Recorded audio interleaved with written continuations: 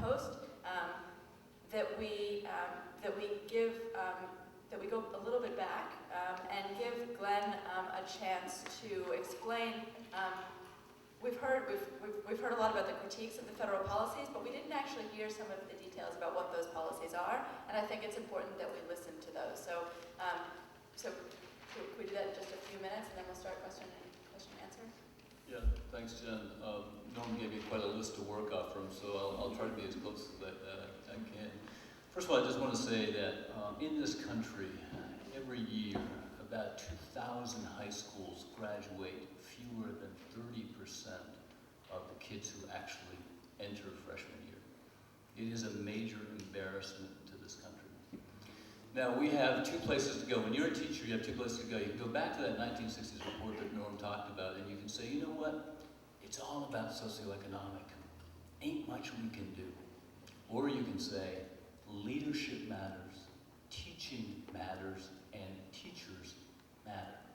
And that's what Secretary Duncan has said. Secretary Duncan doesn't like charter schools. He doesn't like traditional schools. He likes good schools. And he's asked the question is, what is it that's going to take a turnaround to happen? And so when Norm talks about every 3 years, it turns out that, yes, you can see value-added schools, and then 5 years later you can. Why not? Because he's answered his own question. It's because the teachers and the administration and the leadership that was excellent disappeared. And when you put them back in, the students do better. And there is longitudinal data to say that when you have effective practices in the classroom, leadership that supports it, and a connection with the community, you can achieve. Also, just to clarify a few points about the budget, it is not true that formulaic grants have been replaced. In fact, it was the largest, thanks to the stimulus package, the largest increase in formula grants in the history of U.S. education. The 1% that was used for Race to the Top, the 1%, was specifically designed, which got a lot of the national attention, I think Norm was reading in the newspapers and not the data, is that when you look at that 1% that went to Race to the Top, the idea was that we needed data and we needed best practices from those states to see if we put money out there with 1%, what could states do? And then finally, on the issue of teachers, one of the things that we expected is, A, that there would be choices out there for teachers, variable choices for administrators and parents to be able to have choices, whether it's charter schools, magnet schools, traditional schools, whatever works. And with teachers, we said, guess what? It is a serious issue when you have a bad teacher. It is a serious issue. That doesn't mean teacher bashing. What kind of hyperbole are we talking about?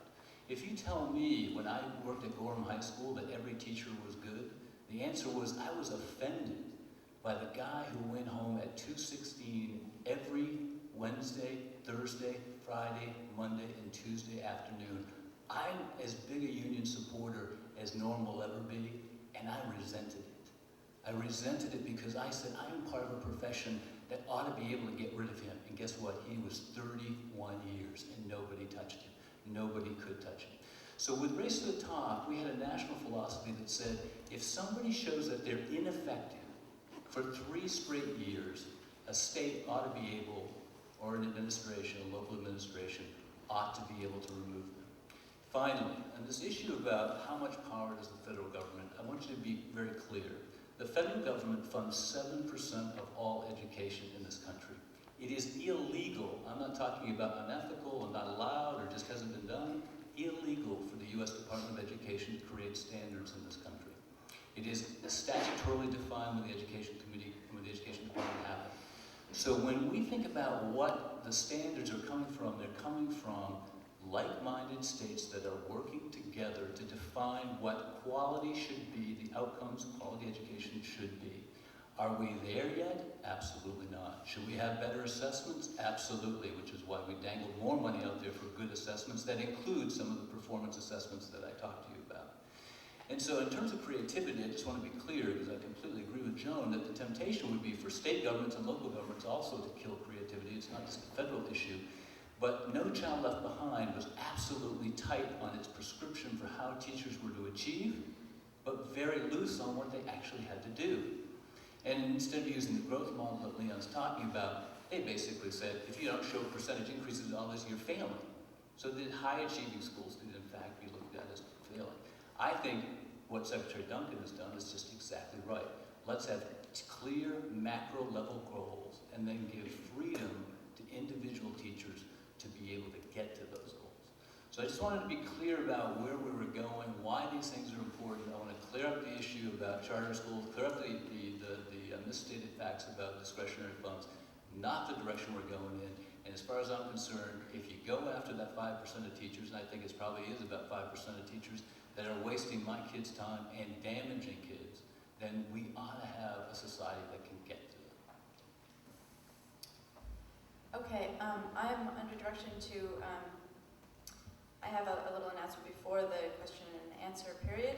If you have a question, people who have questions need to sign a release form, because this panel and the questions that you ask will be taped for the college and will be rebroadcast on Maine Public Radio's Speaking in Maine series. So Peggy, where are you, Peggy? Will provide a form for you when she gives you the. Are you giving people a microphone as well, or? Oh, so Peggy is the person to flag down if you have a question, and she'll give you the form, and then after you ask your question, you need to sign it and give it back to her before you leave. And I will remember to remind you again to give her your form. So a little housekeeping.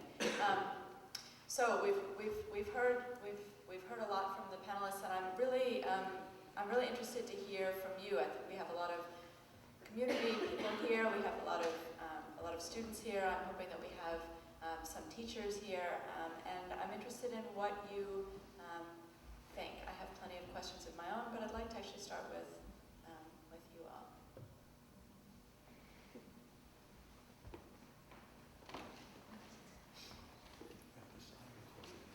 Thank you. Is it on?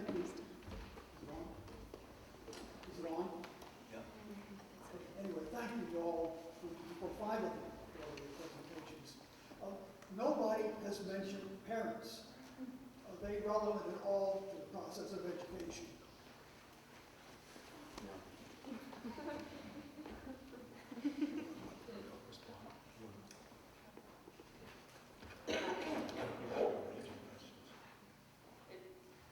Well, Jen, how much like the students?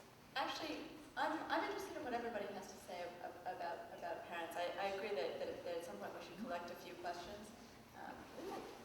But let's I'll start. I mean, when I was talking earlier about a national commitment, it's a neighborhood commitment. We somehow believe that education is all going to happen at school.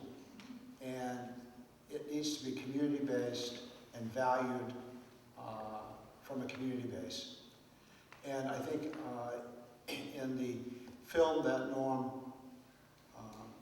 mentioned, Waiting for Superman, that takes place in Harlem, it shows how kids, through a selective process,